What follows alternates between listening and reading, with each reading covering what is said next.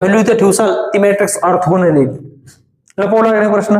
आता बघा मी जी शॉर्टकट सांगितली, पेन न उचलता ह्या व्हॅल्यू शॉर्टकट कशा काढायच्या.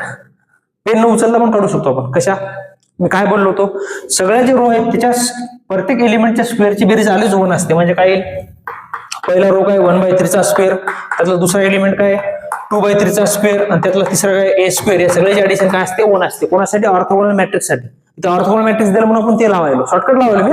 पेन न उचलता मी शॉर्टकट काढायचे टेक्निक सांगायलो, चालते. काय म्हणलं मी, प्रत्येक रोच्या एलिमेंटच्या स्क्वेअरची बेरीज 1 असते. मग मी काय केलं, पहिला घेतला, पहिला रो 1/3 चा स्क्वेअर 2/3 चा स्क्वेअर प्लस a चा स्क्वेअर इक्वल टू काय असते 1.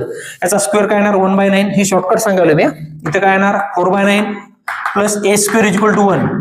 हे जर इकडे दिलं मी, हे काय येणार 5/9, कारण दोघांचा बेस सारखा वरच्या ऍडिशन होणार. काय येणार a स्क्वेअर इक्वल टू 1. हे जर मी इकडे दिलं काय येणार 1 - 5/9. इथे जर मी क्रॉस मल्टिप्लिकेशन केलं तर 9 मधून 5 गेले 4, 4/9. मी जर स्क्वेअर रूट टाकलं दोन्ही साईडने, तिथे काय येणार +- 2/3. फॉर्म्युला लावता